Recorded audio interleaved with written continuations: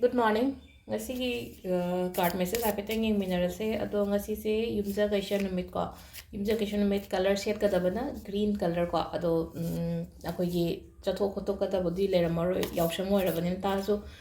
adum use to wibadi ai ko yumda leibada kaida adum green color gumba kai gumba se ado ahambada card ke message in minerals aduga afaba timing hai tar ko afaba matam pungfam aduga hapetang share to jarage ma'am da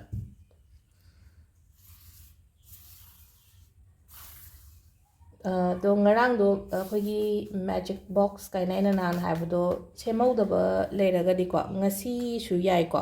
ngasi sem bi be yai ado ngarang sem ba ngai na se adu poto lotion bi raga adum upu da dum thambiro dum adu gi poto aina iri ba aina happy ba box do da happy ba mayam do keno tawra ko adum box do kai do pulap thangjala ga ai upu da kai da thambiro ko dum aduga amana haidi sise अखोगी कनो खुदिंगी हाय तारे को पूर्णिमा खुदिंगी सिगी box से charge तो बियो काउदन को काउदबिदा हाय तारे को काउदबिदा ngसाई box दा थांदो गा हाई थामंगाल दा कइदा दाइना थंबीबा हाय ता आइना हापिबदो ngarang ina hapkido pnam hapa yai haina manga hapkera tara hapkera iya pambane ba igi wishes ma'am do adain toroga ko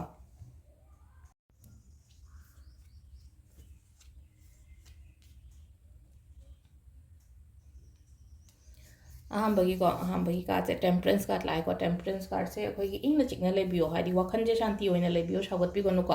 हाइदी कितंग अदुम balance तौरगा चटपियो बो पोचिंग से कुमरा हाइदी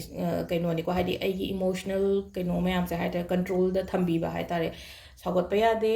वखन यामना हजि पीस ओइन दी लेरंबदी आइ को अदुदो हाइदी को काइहन गनो बा इन हजि शांति लेना लेजरिबा पोतो अनिशुबा से हाइदी लाइफ द चेंज लाको मतम द एक्सेप्ट तोबा हाइदी आइदी सी नतेको आइदी तौबो ngमोइको खोलोइको काइना खंदबा हाइतारे कैनोमा हाइदी कितंग नागे एना सुम तौरमदबा पोत अमा हाइदी तौबा लाकपा खोटो मतमदा हाइदी चेंज लाइसनको आइसे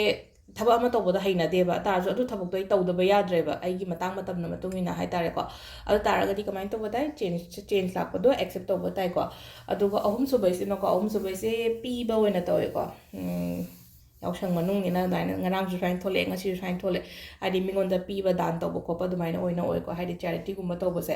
adu sida leire akoi gi card ki message na ko adu ga timing of bose ki pung manga ga minute kun thama thoi dagi na pung nipan ga minute kun nipan phawom leire adagi mu mapan ga minute yang kai tare tagi na pung thama thoi ga minute kun manga phawom leire adagi ani ga minute kun ni thoi dagi na pung manga ga minute yang kai phawom leire dai taru ga minute yang kai ma thoi dagi na pung thama thoi ga minute kun manga phawom leire ko tungon ahing nongyai ge hai tare ko pung ani ga minute kun tare tagina ahum ga minute yang kai mapan phawom ma leire ko sisina akoi gi timing afaba ko ado sida leire ko akoi gi card ki message se ga sige ado makata ba videos amok ko ne minarase ko thank you